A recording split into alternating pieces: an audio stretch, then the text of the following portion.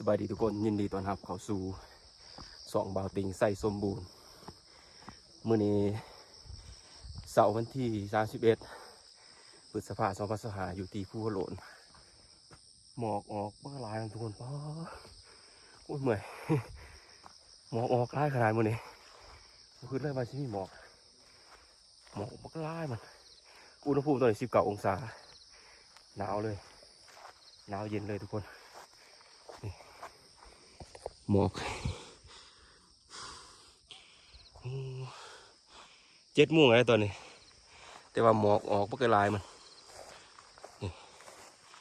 บรรยากาศด้านนี้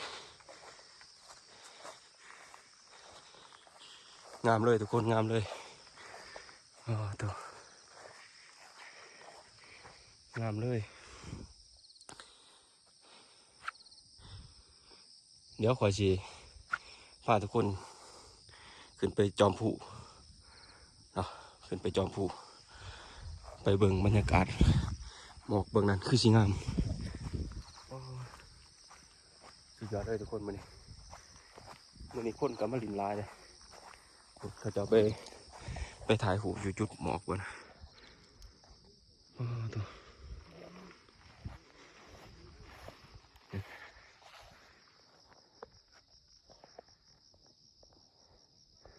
ตอนนี้เขาจะกำลังสิญางขึ้นไปถึงเขาก็สิญางขึ้นไปกันว้าวคักเลยทุกคนค่อยคิดว่ามันสิบุ้ยหมอกมันค่อยเลยนอนตื่นสวยลุกขึ้นมาเข้าห้องน้ำเอาเดี๋ยวออกมาทางภูโหลดถูกแท้จริงค่อยน่าจะมาไว้กว่านี้เพราะว่าบางตอนเช้าๆนี่หมอกเต็มเลยเท่านี้นี่มันอยากจางนะมันอยากเจือจางไปละ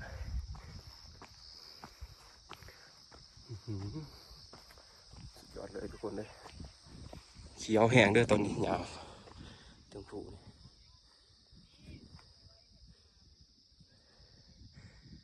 เนาะเราต้องขึ้นไปเบิ่งหมอกเบิ่งนั่นแต่จริงเขาลงไปหลุมนะแต่เขามาทางนี้มันสิได้บ่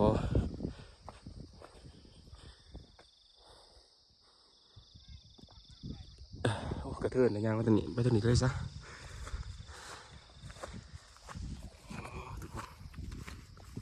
เลยไปสีงามปันนี้มื้อนี้ก็ถือว่าเป็นการอัปเดตใส่สมบูรณ์ให้ทุกท่านติดตามชมเบิ่งเด้อในมื้อวันที่31กงกับวันเสาร์พฤษภาคม 2025ล่าสุดตอนนี้เขียวกระจีละ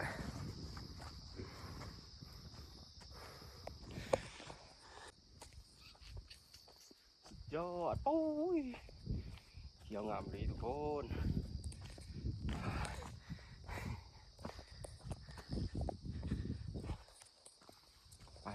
ไปเดี๋ยวจุบท่านหมอกเดี๋ยวเขายางไปจุบท่านหมอกทุกคนโอ้โหสุดยอด Amazing มาเนี่ยเมื่อวานนี้มันฝนตกฟอยหนึ่งคอยว่าสิบางต้นแรงๆขอมาออกกำลังกายผู้ที่ฝนมันฟอยลงคอยเริ่มไปซ้ำคอยต้องขึ้นอยู่แล้วว่ะทางมือใดมันมีหมอกทางมือใดมันสิมีหมอกมันต้องมีฝนในมือก่อนแล้วมันก็ต้องมีหมอกในมือตอนเช้านี่ขวยกินหญ้าเพลินเลยทุกคนว้าว Amazing เลยนี่เราต้องย่างมาจังสิไปทุกคนทั้งหลายช่วงหน้าฝนนี่เป็นช่วงที่ผู้อยากมืนเด้อทุกคนแนะนำใส่เกลือผ้าใบหรือว่าเกลือมีดุมมีน้ำเนาะสำหรับผู้หัวโหลนนี่เป็นผู้ที่ย่างง่ายที่สุดแหละของบรรดาสายเดินป่าเป็นผู้ที่บ่ย่างหลายย่างบ่ยากหลายเนาะมือใหม่ก็เดินได้สบายแต่ว่ายากแต่ทางเขามาซื่อๆทางเป็นขุมทางเป็นดินแดงทางเขามาแค่ใส่สมบูรณ์นะทุกคนเขียวสดใสเลยแต่ว่าตะเวนยังไม่ทันออกเลยนี่ ไปเดี๋ยวคอยต้องขึ้นไปถึงก่อนหมูเลยอันนี้คือบรรยากาศอยู่ถึงสูงอยู่ถึงภูเลยเลี้ยวเข้าไปทางด้านในตัวเมืองโอ้ยหอบพี่น้องเมื่อแห้งเลยหมอกฟุ้งกระจายเลยเห็นน้อยเดียวหนึ่งหอสัญญาณวิทยุกระจายเสียงไปเดี๋ยวต้องขึ้นไปจอมภูอะไรไปเบื้องนั้นหมอกงามแล้วเหมือนนั้นไปเดี๋ยวสิบทันเวลา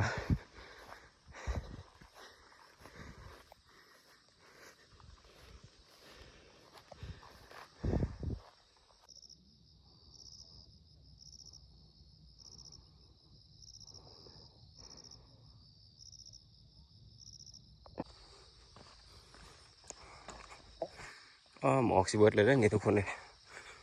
หมอกสิเบิร์ดเลยได้เนี่ยโอ้งามเลยมันคักอะลีทุกคนไปเราต้องขึ้นไปจอมภูให้ได้ตอนนี้กำลังมีคนกำลังยางมานำเขาเบื่อนะเขาก็สิขึ้นภูกันแต่ว่าอยู่เทิงมันมีแต่คนเดียวอยู่เทิงโอ้โหทางสั้นเลยระมัดระวังขนาดได้ยามฝนเนี่ยเหมือนสไลด์หนุ่มลงหลุมเลย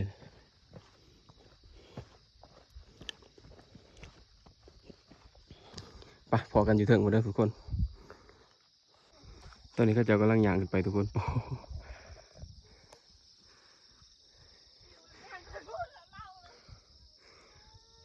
ทางหมื่นเลยสูงสั้นเลย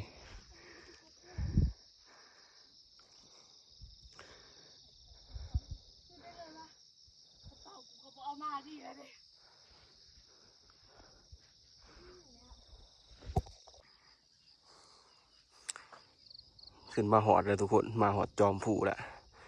อ๋อเมื่อนี้บุคคลเลยว่าสิได้เห็นหมอกแบบนี้ขนาดว่าสวยเลยนี่ประมาณ7 โมงบรรยากาศพอตัวแต่น่าเสียดายที่ว่าบุเป็นทะเลหมอกเบอร์นี่แต่ว่าขึ้นมาสำนี้ก็ถือว่าคุ้มค่าเลยเนาะขึ้นมาเทิงนี่ก็จะมีหลายคนอยู่เขาจะกำลังย่างขึ้นมานำเอา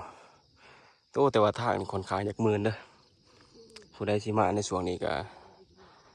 เตรียมตัวดีๆคือเกือบตรงแมนเกือบผ้าใบหรือว่าเกือบมีรุมเนาะเกือบแตะแต่แมนบ่แนะนำเลยมืนขึ้นมาเนี่ยโอ้สุดยอดเลยตะเวนแสงแดดอยู่ถึงแต่ว่ายังมันแดดยังบวคักเลยสุดยอดงามทุกคนงามหมดแล้ว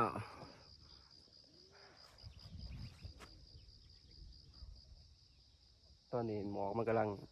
ไหลมาหาเอาอยู่จะมาคอยจางไปนะเขี้ยวงามกระจีเลยสวงนี้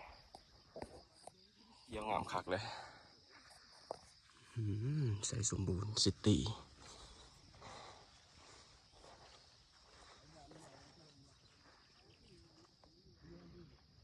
เขี้ยวคักแล้ว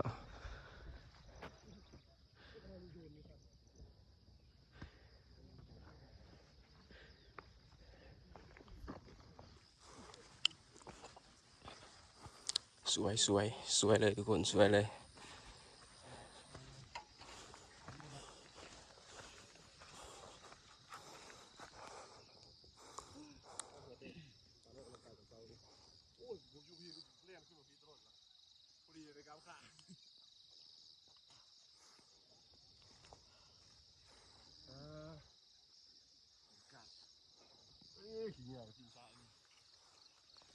โอ้ฟุ้งเลยเขี้ยวคักกันดีไป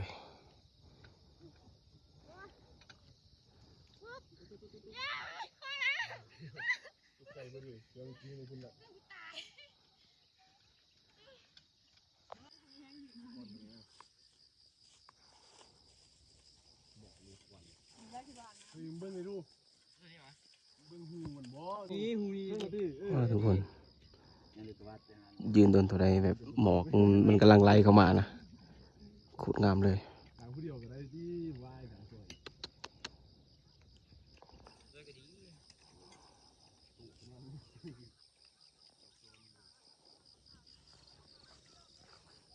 ขากะดี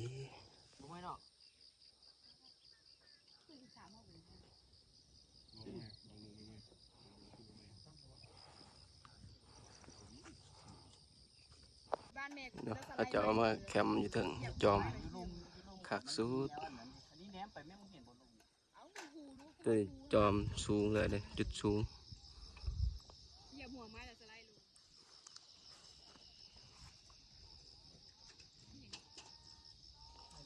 ป่ะไปขับก่อนนะบัดนี่ขาทางเมืองสูงสันเกิน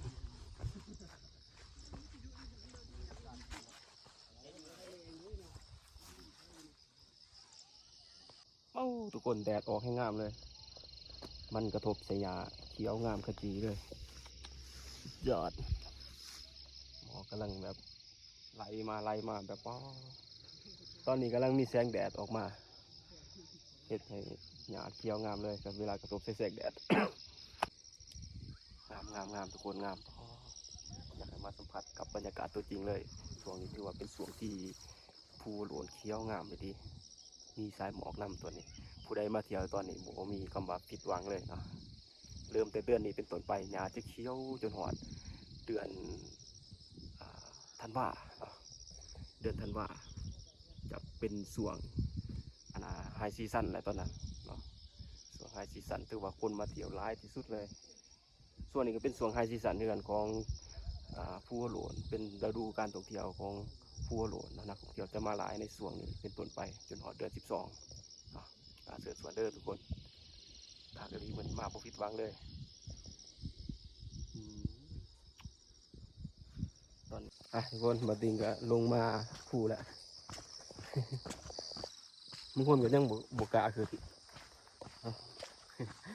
มีน้องคนหนึ่งเพิ่นขึ้นภูแล้วเพิ่นขึ้นบ่ได้ยืนทางหลังเห็นบ่บางคนก็ยานความสูงทางนี่มันหมื่นเป็นตะยานได้มาแล้วนี่สันแต่ว่าคอยเอาความให้ใส่เอาใจใส่ความสำคัญกับเกือบหลายๆต้องเป็นเกือบดุ่มเกือบน้ำมาทางว่าจากมาส่วงที่แบบยางซิ่วๆสบายๆก็คือส่วงฤดูหนาวส่วงนั้นจะเป็นแบบส่วงยางซิ่วๆหรือสิว่าหรือมาย่ามฝนก็ได้แต่ว่าเขาจะบ่มาตอนเสาร์เขามาตอนแรงตอนบ่ายๆนะตอนช่วงประมาณ3 โมง 4 โมงนี่ยามพื้นดินมันจะมันจะบุเปียกมันบุคือตอนเสาร์แล้วมันมีหมอนเปียกเลยนะแนะนำถ้าผู้ใดอยากมาขึ้นภูหลวงแบบยางชิวๆสบายๆคือให้มาตอน ตอนแรกเด้อตอนแรกทับประกันว่ายางได้สบายแต่นี่ขนาดคนมาตอนเช้านี่ขนาดตัวคนพื้นที่นะขอยังระวังได้ยางมันมืนตอนเช้านี่ผมยังแนะนำไปได้ทุกคนไปทางต่อเบื้องที่ทางมันมืนได้นี่มันสไลด์ลงนี่ตกลงไปเลยได้ห้องเลยได้เป็นโศกเลิกได้แต่ท่านผมอยากแนะนำไปได้เนาะตอนเช้าแต่ว่าวิวตอนเช้ามันงามได้เลยมันจะเห็นหมอกตอนแรกก็งามเหมือนกันตอนแรกก็งามมาเบิ่งตะเวนตกดินงามไปอีกแบบงามคนละแบบนะสิว่าเลยก็ได้แบบได้ก็งามเหมือนกันตอนนี้ก็สิย่างกลับไปได้ป่ะโอ้สุดยอดAmazing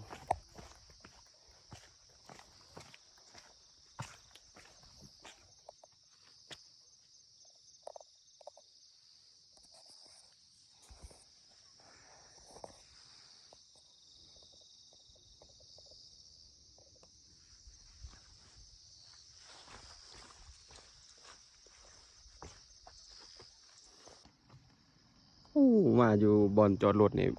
แห้งบ่เห็น บ่เห็นรถเลยพูนห้องวักบากอยู่เพิ่น ไอเลิฟใส่สมบูรณ์สบายดีใส่สมบูรณ์หน่อยลึกก็ดิหมอกหนาขนาดมันนี่หมอกหนาจริงๆ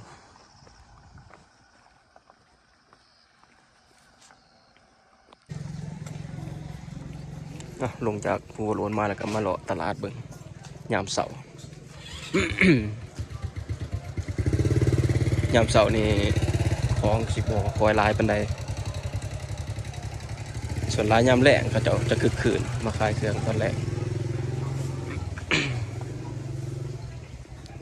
ตอนแรงๆที่อาเทียนสัตว์ป่าก็มี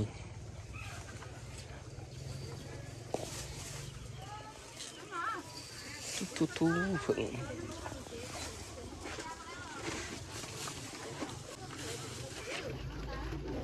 ตัวอ่อนผึ่งสดๆเลยได้เนี่ยเห็ดกระด้าง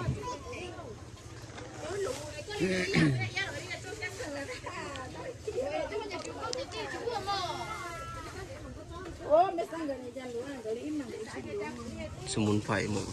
สมุนไพรต้มไก่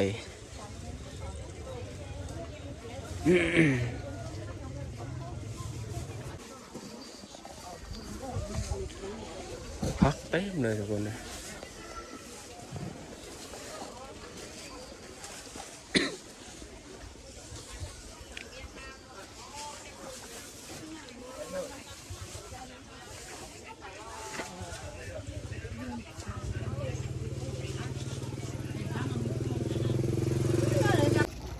หมักแตงทุกคนสอนเลย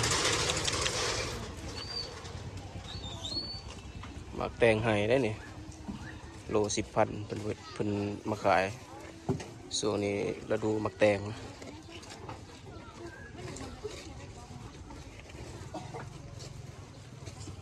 ตัวนี้เป็นหยอดวายบ่ขายจะไหนโอ้วายเนี่ยเป็นนั่นมุกใส่ไผ่แล้วก็ตำแจวคักเลยว่านี่ทุกคนเลยตลาดใส่สมบูรณ์ซื้อหมักแตงกับคืนกระหล่ำหัวกระหล่ำดอกเนาะ